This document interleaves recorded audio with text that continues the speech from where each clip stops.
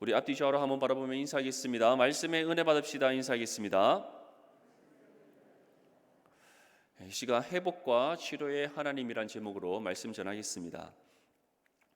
구약이 전하는 이스라엘의 역사는 구원에 관한 중요한 메시지를 우리에게 전해줍니다. 사람의 힘과 노력으로는 바로 결코 구원에 이를 수 없다는 사실입니다. 완전한 율법의 준수는 불가능하고 오직 하나님 은혜로 가능함을 구약의 역사는 우리에게 전해주고 있습니다. 이스라엘은 하나님으로부터 구원받은 언약 백성입니다.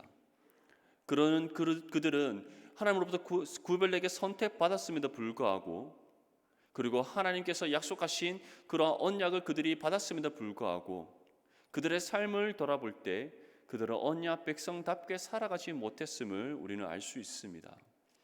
하나님께서는 아브라함으로부터 시작하셔서 이스라엘이라는 민족을 이루게 하셨습니다. 그들에게 약속한 가나안 땅을 주셨습니다. 정말 놀라운 기적과 같은 하나님의 은혜의 사건들을 통해서 그들은 약속의 가나안 땅으로 들어갔고, 또 하나님의 그 돕는 은혜의 손길 가운데 약속한 가나안 땅을 정복했습니다. 그런데 그 중에서 몇몇 지파들은 하나님의 명령을 따라서 가나안의 모든 족속들을 멸하는 그러한 순종을 보였지만, 또 다른 몇몇 족속들은 자신들의 눈에 보이는 대로 판단하여서 하나님의 명령에 따라 순종하지 않는 불순종의 모습을 보였음을 또 성경은 우리에게 전하고 있습니다. 하나님께서는 그러한 가나안 땅에 들어간 이스라엘 백성들을 통해 이제 본격적인 구원의 역사를 이루어 가셨습니다. 그런데 그러한 이스라엘의 그 구속의 역사, 그러한 구원의 역사 가운데 하나님의 은혜를 받는 순간들이 있었다면 그렇지 못했던 순간들 또한 있었습니다. 왜 그렇습니까? 바로 이스라엘이 하나님의 언약 백성임에도 불구하고 하나님을 불순종할 때가 있었기 때문입니다. 하나님 명령에 따라 살아가지 않았던 그러한 때가 있었기 때문입니다. 자신의 소견에 옳은 대로 행하였던 이스라엘 백성들의 모습, 그리고 그들이 하나님의 말씀의 뜻을 따라 순종하지 아니하였던 모습, 하나님 앞에 실수하고 범죄한 삶을 살아가는 모습을 구약의 성경은 우리에게 전해주고 있습니다. 이처럼 이스라엘이 하나님 앞에 보여준 삶의 모습, 그들의 삶의 모습은 하나님의 뜻에 순종한 삶이었다기보다는, 율법을 바르게 준수하는 삶이었다기보다는 그 반대의 삶이었음을 우리는 알 수 있습니다. 그렇다고 해서 이스라엘이 실패했다라고 우리는 할 수 없습니다. 왜냐하면 하나님께서 그 가운데서도 이스라엘에게 구원을 베풀어 주셨기 때문입니다. 그 가운데서도 하나님 신실하신 하나님은 이스라엘을 향한 구원을 이루어 가셨기 때문입니다. 단지 우리에게 율법의 준수로는, 우리의 힘과 노력으로는 구원을 이룰 수 없다는 것, 그래서 이 땅 가운데 진정한 참된 메시아가 오셔야 됨을 우리에게 알게 하시기 위해 이와 같이 구약의 역사를 통해 우리에게 전하고 계시는 것입니다. 이스라엘 백성들은 하나님의 언약 백성임에도 불구하고 이방 종교와 우상을 섬겼습니다. 나라의 중요한 위기 가운데 그들은 하나님을 찾고 구하기보다 세상의 방법을 택했음을 우리는 볼 수 있습니다. 하나님께 도움을 구하기보다 주변 나라의 도움을 구했던 어리석고 미련한 모습들을 성경은 우리에게 전해주고 있습니다. 그러한 이스라엘 향해 하나님께서는 계속해서 반복적으로 심판의 메시지를 전하셨습니다. 하나님의 선지자들을 보내셔서 그들로 하여금 죄의 길에서 돌이킬 것을 전하셨습니다. 세상을 바라보지 말고, 세상을 의지하지 말고 하나님만을 바라보고 의지할 것을 말씀하셨습니다. 지금 너희가 살아가는 모습은 죄의 삶이다. 너희가 살아가고 있는 그 삶의 길은 하나님께서 원하시는 길이 아니다. 하나님의 뜻과 반대되는 길이다. 그 길은 죄의 길이고 그 길의 끝은 멸망이다라는 것을 선지자를 통해서 끊임없이 하나님께서 전하셨습니다. 그러한 선지자들의 메시지 앞에 때로는 이스라엘 백성들이 자신들의 걸음을 돌이켜 하나님 앞에 회개하며 나아갔던 때가 있었다면, 돌이키지 않고 끝까지 죄의 길을 행했던 그러한 모습들을 우리는 또 볼 수 있습니다. 하나님께서는 지금 요엘 선지자를 통해서도 이스라엘 향한 심판의 메시지를 전하고 계십니다. 그러나 이스라엘 백성들은 그 심판의 메시지 앞에 아무런 반응을 보이지 않고 있습니다. 오히려 자신들이 살아가고 있는 죄의 길을 향해 계속해서 끊임없이 나아갈 뿐입니다. 하나님께서 그들에게 무엇이라고 말씀하셨습니까? 메뚜기 떼와 같이 하나님께서 강력한 군대를 일으키고 수많은 군대를 하나님께서 몰고 오셔서 이스라엘을 심판하실 것이다 라고 말씀하셨습니다. 그들이 맹렬한 사자와 같이 이스라엘을 공격하여서 심판할 것이다. 너희가 그렇게 중요하게 여겼던 성전과 성벽과 모든 것이 무너지게 될 것이다. 하나님께서는 그 강력한 심판의 메시지를 전하고 있습니다. 그럼에도 불구하고 이스라엘 백성들은 아무런 반응을 보이지 않고 있습니다. 오히려 선지자가 전하는 그 메시지를 무시하고 있고 자신들이 원하는 삶의 길을 향해 끊임없이 나아가고 있습니다.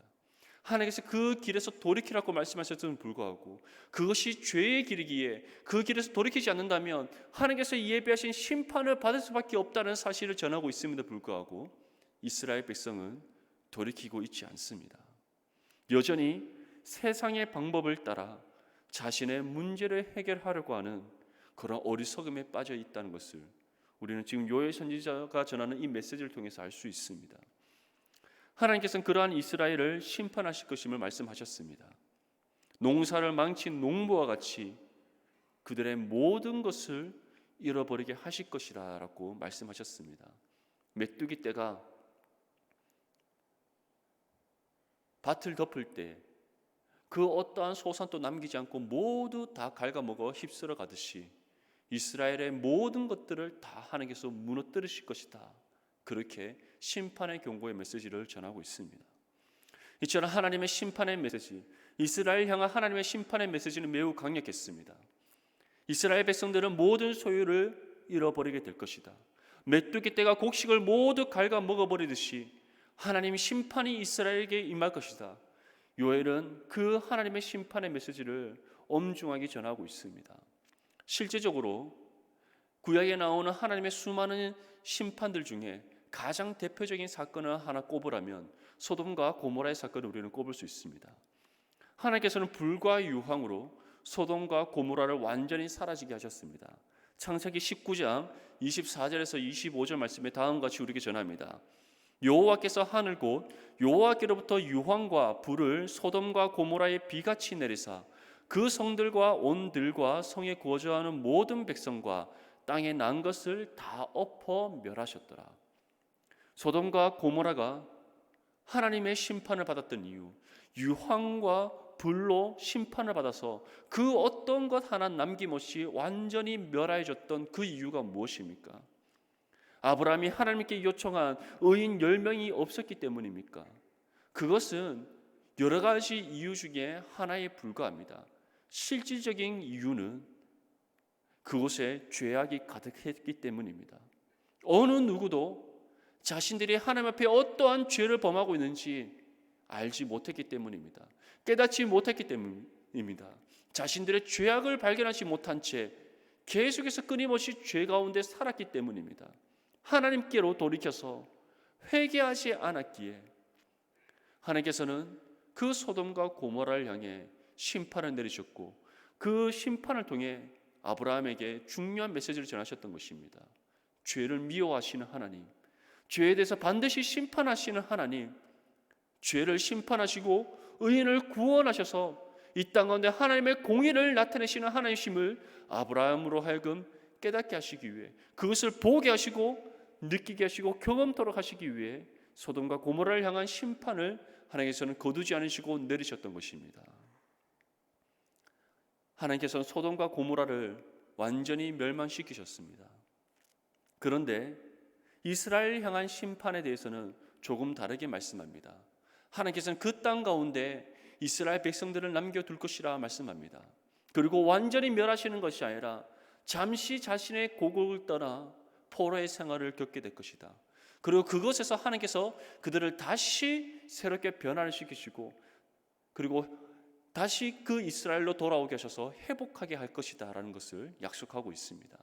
왜 하나님께서는 그들 이스라엘을 완전히 멸하시는 것이 아니라 그들을 남겨두십니까? 잠시 포로의 생활을 통해서 고난을 겪게 하시고 그 고난의 끝에 다시 회복시키시는 은혜를 베풀어 주실 것이라고 약속하고 있습니까? 하나님께서는 신실하신 하나님이시기에, 언약의 하나님이시기에 이스라엘에게 너희는 나의 택한 족속이요 나의 백성이며 나는 너희를 분명히 구원하실 것이다 라고 약속하신 그 말씀을 이루시는 하나님이시기 때문에 그들을 멸하시는 것이 아니라 남겨두시고 그리고 다시 그들을 회복시킬 것이다 말씀하고 있는 것입니다. 그런데 왜 하나님께서는 이스라엘을 심판하시는가? 심판을 하시지 않고 그냥 회복시킬 수 있음에도 불구하고 그들의 죄를 하나님께서 꾸짖으시고 깨닫게 하셔서 하나님의 강권적인 은혜의 역사 가운데 돌이키게 하실 수 있음에도 불구하고 왜 그들을 심판하시는가? 바로 하나님께서는 그들로 하여금 무엇이 하나님 앞에 죄인가, 그리고 그들의 삶이 왜 하나님 앞에 죄악된 삶인가를 깨닫게 하시기 위해서다라고 말씀하고 있습니다. 자신들의 죄를 깨닫게 하시고 그리고 그 죄를 하나님 앞에 자복하여 회개하도록 하시기 위해 하나님께서는 심판하신다라고 말씀하고 있는 겁니다. 우리 또한 마찬가지입니다. 우리는 구원받은 하나님의 자녀인 줄 믿습니다. 하나님께서는 우리 주 예수 그리스도를 통해 우리의 모든 죄를 용서해 주셨는 줄 믿습니다. 하지만 우리가 구원의 은혜를 받았지만 여전히 연약한 육신의 몸을 입고 있습니다. 그렇기 때문에 우리 또한 하나님 앞에 실수할 때가 있습니다. 하나님의 뜻에 불순종할 때가 있습니다.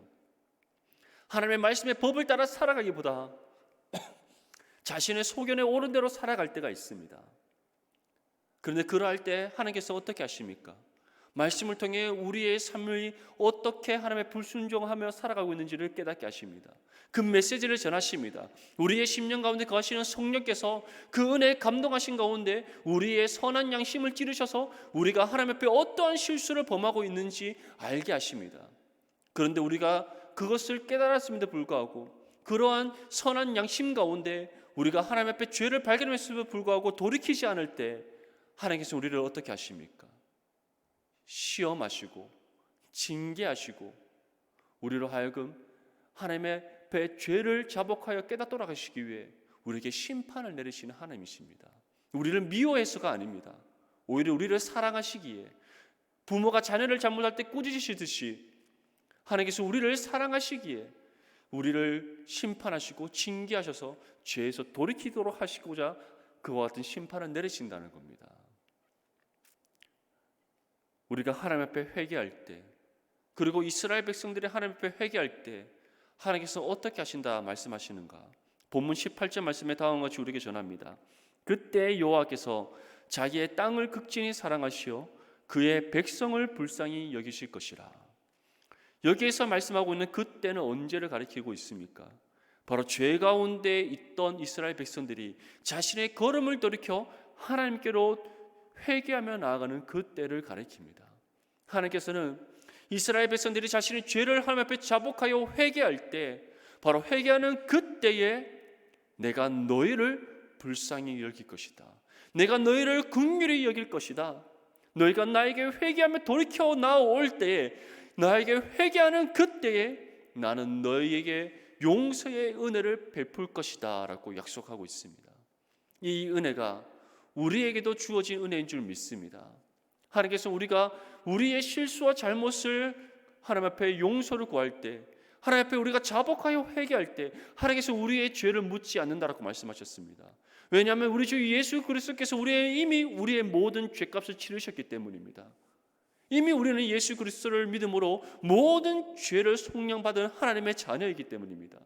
하지만 우리가 그 은혜를 잊고 살아간다면, 그 은혜를 잊은 채 하나님 앞에 회개하지 않는다면 우리를 사랑하시는 하나님께서 우리를 다시 돌이키시기 위해, 죄에서 하나님 앞에 의의 길로 돌이키시기 위해, 죄의 삶에서 의인의 삶으로 변화시키기 위해 우리를 심판하십니다.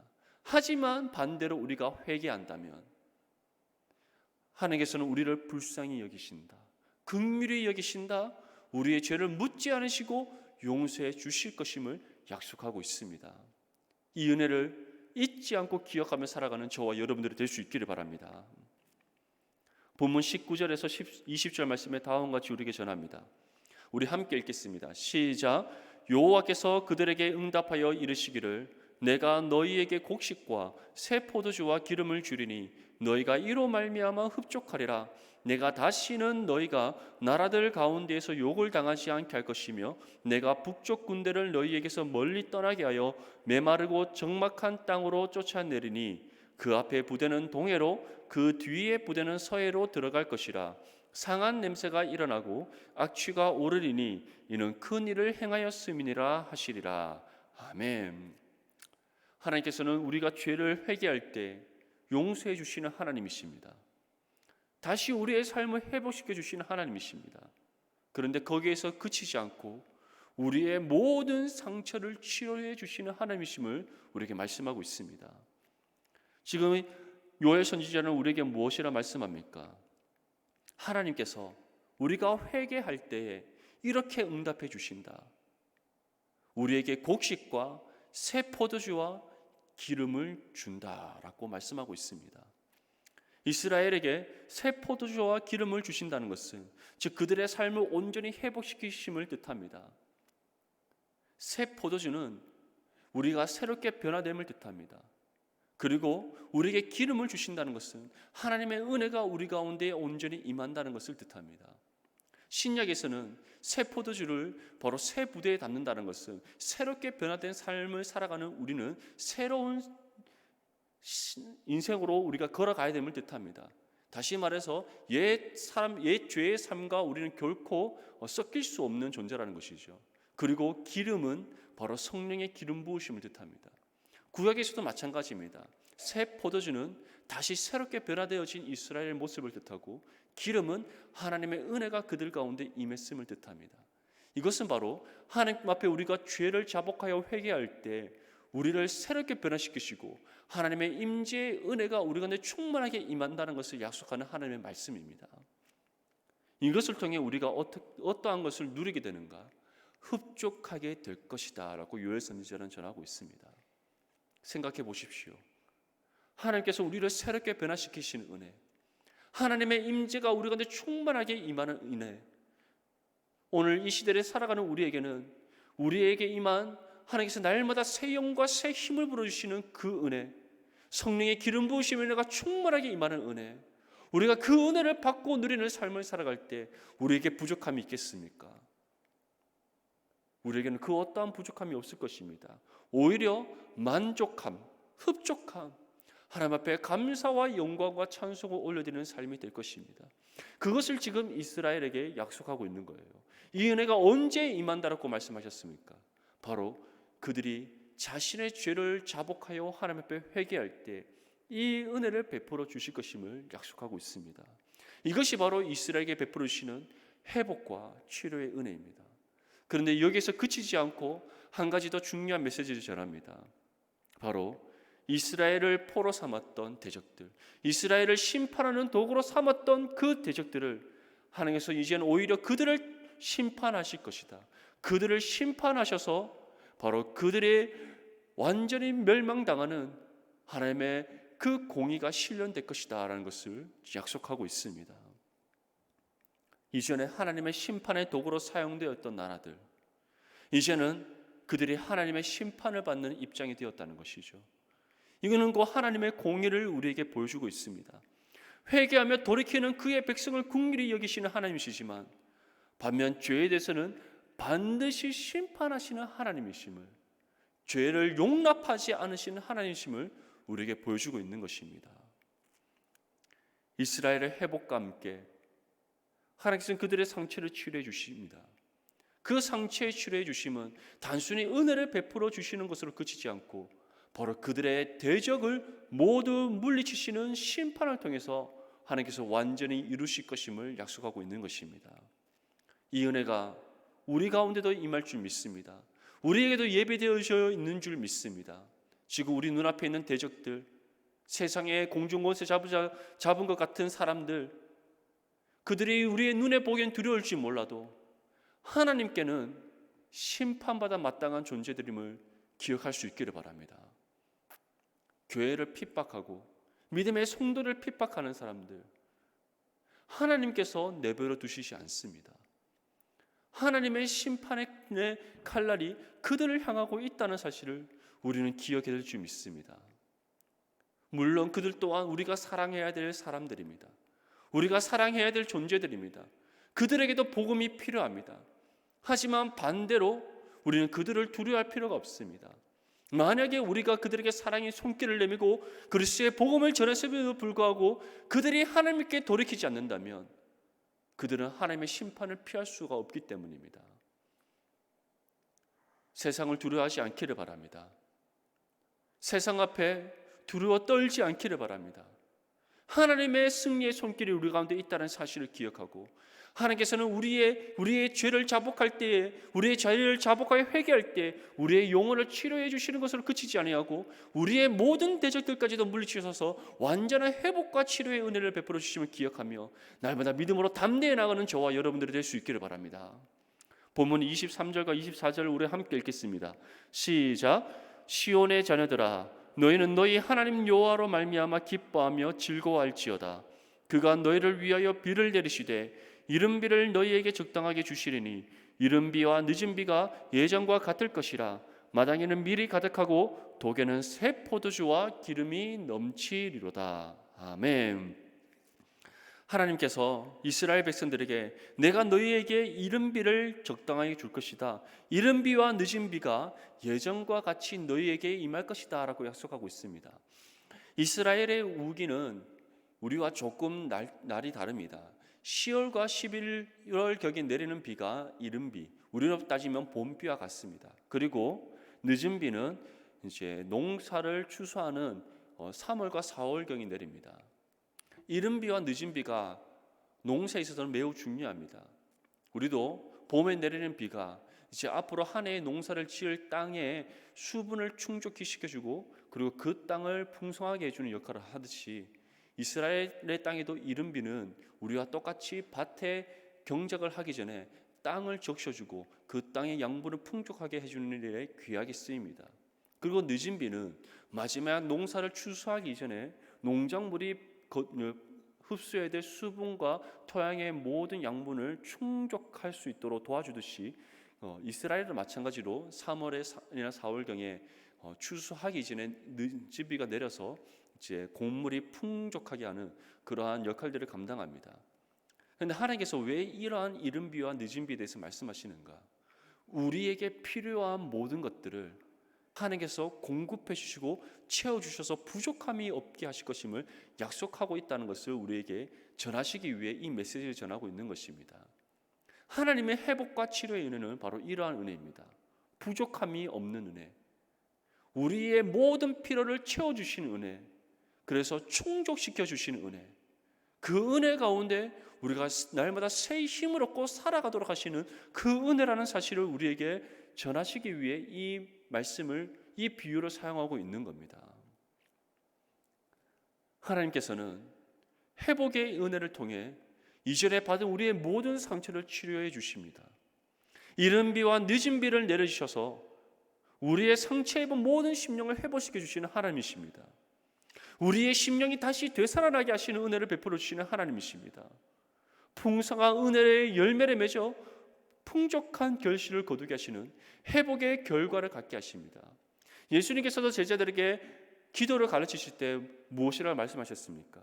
우리의 일용할 양식을 주옵시고. 이른 비와 늦은 비는 바로 우리의 일용할 양식과 동일한 의미를 갖고 있는 것입니다.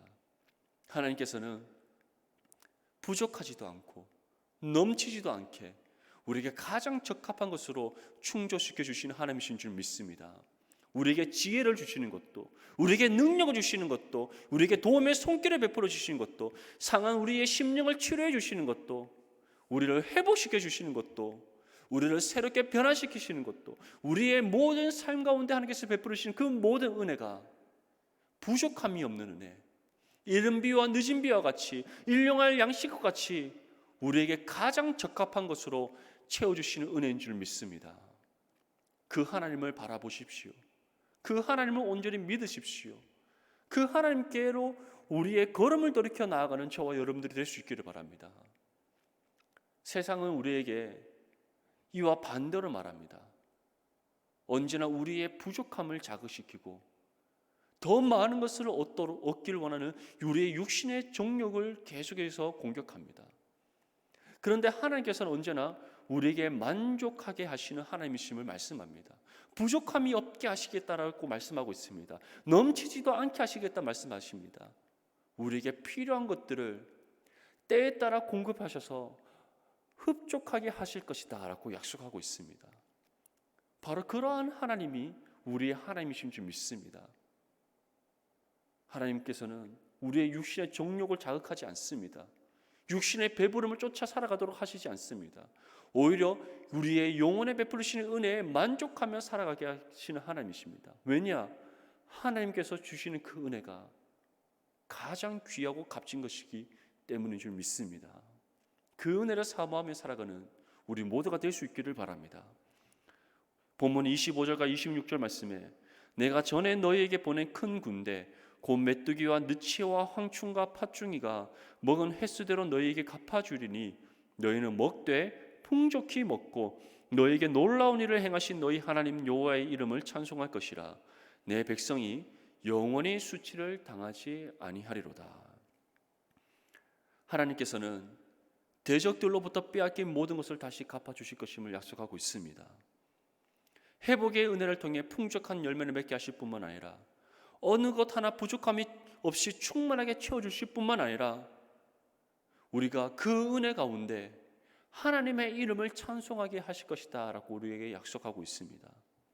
세상으로부터 수치를 당하지 않고 우리를 지키시고 보호하실 것이다 라고 말씀하고 있습니다. 그 하나님이 지금도 살아계셔서 우리와 함께 하시는 하나님인 줄 믿습니다. 이 약속의 말씀이 구약의 이스라엘 백성들에게만 해당하는 말씀이 아닙니다. 이 약속의 말씀은 지금 이 시대를 살아가는 우리 그리스도인들에게도 동일하게 주어진 말씀입니다. 그리고 이 약속은 이미 우리 주 예수 그리스도를 통해 성취되었습니다. 바로 예수 그리스도를 믿어 구원받은 하나님의 자녀들에게는 성령께서 임하셨고 그 우리 가운데 임하신 성령께서 우리를 지키시고 보호하셔서 모든 대적들을 물리치시며 우리를 하여금 수치를 당하지 않도록 우리를 선한 길로 인도해 주신 줄 믿습니다. 그렇다면 우리는 무엇을 바라봐야 되겠습니까? 무엇을 의지해야 되겠습니까?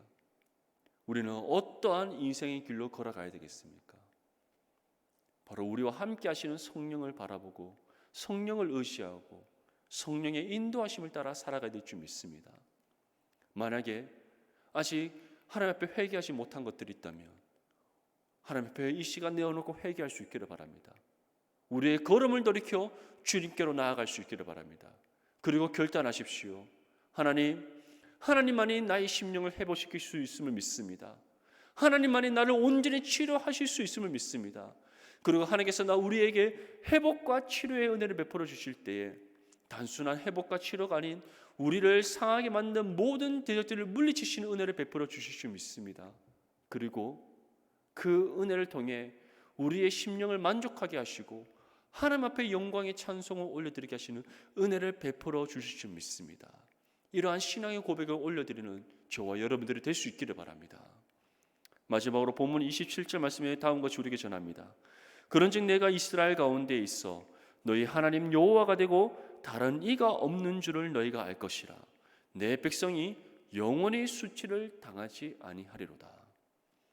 하나님께서 지금 베풀으시는 이 회복의 은혜, 치료의 은혜, 이른 비와 늦은 비와 같이 때에 따라 우리의 모든 필요를 공급해 주시는 은혜, 우리의 모든 대적들을 물리치시는 은혜, 믿음으로 승리케 하시는 은혜, 하나님의 영광의 이름을 찬송케 하시는 은혜, 이 모든 은혜를 우리에게 베풀어 주시는 이유가 무엇이라고 말씀하고 있습니까?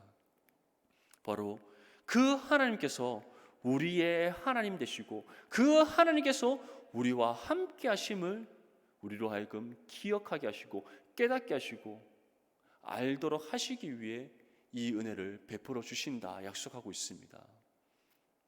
혹시 이 은혜를 받았음에도 불구하고 잊고 살아갔다면 다시금 이 말씀을 통해 그 하나님을 기억할 수 있기를 바랍니다. 그리고 이 시간 그 하나님 앞에 기도할 수 있기를 바랍니다. 하나님, 나의 회복의 나에게 회복의 은혜를 베풀어 주시는 하나님, 나를 치료하시는 하나님, 우리의 대적을 물리쳐 주시는 하나님, 우리로 하여금 믿음으로 승리케 하시는 하나님, 때에 따라 우리의 모든 필요를 공급해 주셔서 만족해 하시는 하나님, 그리고 그 하나님이 나의 하나님됨을 알게 하시는 하나님, 그리고 그 하나님을 찬송케 하시는 하나님, 내가 그 하나님만을 바라보겠습니다. 그 하나님만을 의지하겠습니다. 그 하나님만을 믿겠습니다. 그 하나님의 인도하심을 따라 순종하며 살아가겠습니다. 이러한 믿음의 결단의 기도를 드리는, 또 그러한 믿음의 결단대로 살아가는 저와 여러분들이 될 수 있기를 주님의 이름으로 축복합니다. 이 시간 우리 함께